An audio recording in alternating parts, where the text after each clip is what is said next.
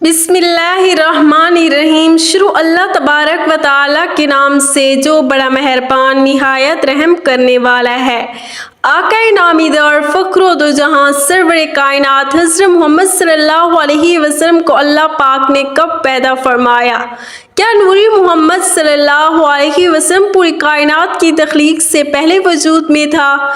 क्या हज़रत आदम अलैहिस्सलाम से भी पहले हज़रत मोहम्मद सल्लल्लाहु अलैहि वसल्लम को पैदा फरमाया गया? क्या हज़रत आदम की तरह हज़रत मोहम्मद सल्लल्लाहु अलैहि वसल्लम को भी सजदा करवाया गया? हज़रत मोहम्मद सल्लल्लाहु अलैहि वसल्लम को कौन सी मिट्टी से पैदा फरमाया गया? नाज़रीन, ये वो सवालात हैं जो हमारे जहनों में अक्सर घूमते रहते हैं। क्या हम इनके जवाबात तलाश नहीं कर पाते? आज की वीडियो में इन्हीं सवालात के जवाबात हदीस और कुरान की रोशनी में दिए जाएंगे। नाज़रीन, कुरान और हदीस की तमाम तशरीहात और तफसीरात छानने के बाद अव्वल ता आखिर हमें ये मालूम होता है कि पूरी बज़्म कौनो मकाम महबूबियत आला के मकाम पर एक ही ज़ात और एक ही शख्सियत फाइज है। बेशक वो नबी आखिर ज़मान ताजदार कायनात हज़रत मोहम्मद सल्लल्लाहु अलैहि वसल्लम की मुबारक ज़ात है। भला उस ज़ात से भी अफजल कोई हो सकता है जिसके लिए अल्लाह पाक ने तमाम मखलूक़ात की तख्लीक फरमाई?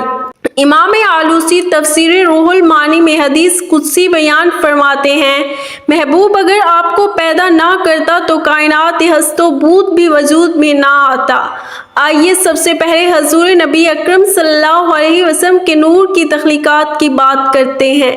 रसूल अकरम सल्लल्लाहु अलैहि वसल्लम की तख्लीक के बाब में ये बात ज़हन नशीन कर लें कि आइमा अकायद के नज़दीक आप सल्लल्लाहु अलैहि वसल्लम के नूर की तख्लीक हकीकी अवलियत हर किस्म के शक व शुबा और इख्तलाफात से बिलातर है। तमाम आइमा इस बात के कायल हैं कि नूर मोहम्मद सल्लल्लाहु अलैहि वसल्लम को सबसे पहले तख्लीक किया गया। इमाम तिरमिज़ी हज़रत जाबिर बिन अब्दुल्लाह रज़ियल्लाहु अन्हा से रिवायत करते हैं, मैंने नबी करीम सल्लल्लाहु अलैहि वसल्लम से अर्ज़ किया, या रसूलल्लाह सल्लल्लाहु अलैहि वसल्लम, अल्लाह ने सबसे पहले कौन सी चीज़ पैदा फरमाई? हजूर पाक सल्लल्लाहु अलैहि वसल्लम ने फरमाया, ए जाबिर, बेशक अल्लाह पाक ने तमाम मखलूक को पैदा करने से पहले मेरा नूर अपने नूर के फैज़ से पैदा फरमाया। इसके बाद फिर मेरा नूर मशीयत इलाही के मुताबिक जहाँ चाहता सैर करता रहता। इस वक्त न लौह था, न कलम था, न जन्नत थी, न दोज़ख था, न आसमानो ज़मीन, न चाँद सूरज तारे, न कोई फरिश्ता, न कोई जिन्नो इंसान। फिर जब अल्लाह पाक ने इरादा फरमाया कि मखलूक़ात को पैदा करे और इस नूर की 4 हिस्सों में तकसीम कर दिया। नूर के पहले हिस्से से कलम को पैदा फरमाया, दूसरे से लौह और तीसरे से अर्श को, जबकि चौथे हिस्से से फिर मजीद 4 हिस्सों में तकसीम किया। पहले हिस्से अर्श उठाने वाले फरिश्ते, दूसरे से कुर्सी, तीसरे से बाकी तमाम फरिश्ते, फिर चौथे हिस्से को मजीद 4 हिस्सों में तकसीम किया।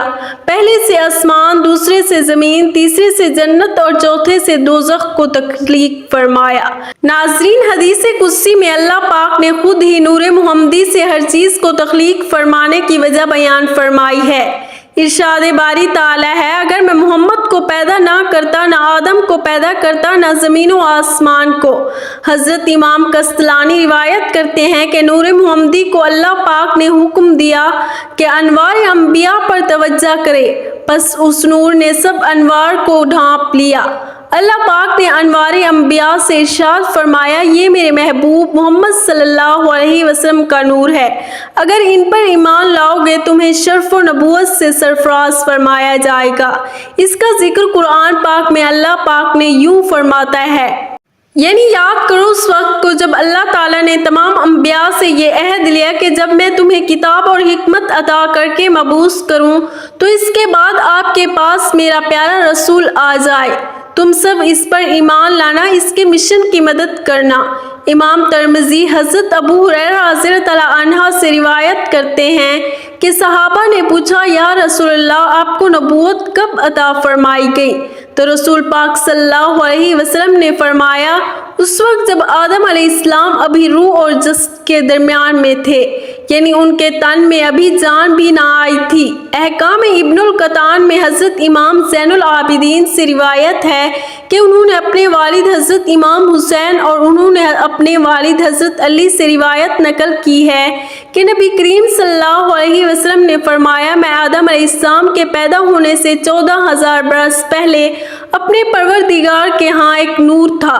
صحیح مسلم میں ہے کہ حضور صلی اللہ علیہ وسلم نے فرمایا کہ اللہ تعالیٰ نے آسمانوں اور زمین کی تخلیق سے 50,000 قبل، جس وقت اس کے اقتدار اور سلطنت کا عرش عالم مادی میں فقط پانی پر تھا، اسی وقت اللہ تعالیٰ نے جو کچھ امام الکتاب یعنی لوح محفوظ میں لکھا، اس میں ایک بات یہ تھی، محمد صلی اللہ علیہ وسلم سب سے آخری نبی ہیں۔ اسے امام بنہانی نے النور المحمدیہ میں نقل کیا ہے۔ واضح رہے کہ یہاں سال سے مراد ہمارے ماہ و سال نہیں، کیونکہ اس وقت تو سورج اور شب و روز وجود میں نہیں آئے تھے۔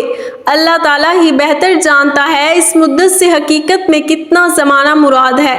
قرآن مجید میں قیامت کے ایک دن کی مدت 50,000 سال بتائی گئی ہے۔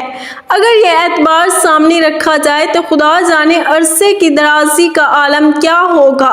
یہ روایت دوسرے طریق سے اس طرح آئی ہے کہ جب اللہ تعالیٰ نے حضرت آدم علیہ السلام کو پیدا فرمایا تو آپ کو نام کے ساتھ ابو محمد صلی اللہ علیہ وسلم کی کنیت سے بلایا گیا۔ آپ نے عرض کی، باری تعالیٰ میں یہ کنیت کیسے ہے؟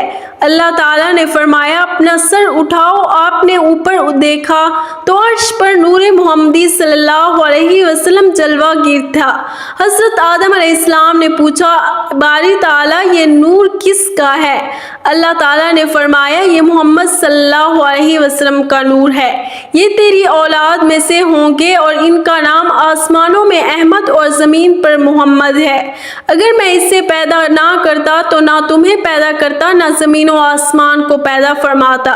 یہ تو تھی نور محمد صلی اللہ علیہ وسلم کی تخلیق۔ اب سوال یہ پیدا ہوتا ہے کہ نور محمدی صلی اللہ علیہ وسلم کو جسد محمد میں کیسے داخل کیا گیا، یعنی حضور صلی اللہ علیہ وسلم کا جسد مبارک کیسے بنایا گیا؟ اس بارے میں حضرت کعب احبار رضی اللہ عنہ سے روایت ہے کہ اللہ نے نبی آخر الزمان سرور کائنات حضرت محمد صلی اللہ علیہ وسلم کو جب پیدا فرمانے کا ارادہ فرمایا تو حضرت جبرائیل علیہ السلام کو حکم دیا کہ ایسی مٹی میرے پاس لاؤ جو میرے محبوب کے جسم اطہر کی تخلیق کے لائق ہو۔ حضرت جبرائیل علیہ السلام 3 دفعہ زمین سے مٹی لے کر گئے، لیکن اللہ پاک نے فرمایا یہ مٹی میرے محبوب کے لائق نہیں ہے۔ پھر حضرت جبرائیل علیہ السلام یثرب کی زمین پر اترے، حضور اکرم صلی اللہ علیہ وسلم سے روضہ مبارک والی جگہ سے سفید مٹی لے کر بارگاہ خداوندی میں حاضر ہوئے۔ امر خداوندی سے اس کو تسنیم کے پانی سے گوندھا گیا، جنت کی نہروں میں دھویا گیا۔ پھر اللہ پاک نے نور نبوت کو، جو کہ حضرت آدم علیہ السلام کی تخلیق سے 14,000 سال پہلے اور زمین و آسمان کی تخلیق سے 50,000 سال پہلے پیدا فرمایا تھا، روزہ مبارک کی سفید مٹی میں رکھ کر اس کو لوح و قلم، عرش و کرسی، زمین و آسمان ہر جگہ پر پھرایا تاکہ ہر شے اللہ تعالیٰ کے محبوب کے شرف و فضل کو پہچان لے۔ جس رات حضور نبی کریم صلی اللہ علیہ وسلم کا نور انور حضرت آمنہ کے بطن میں داخل ہوا تو وہ جمعہ کا دن تھا۔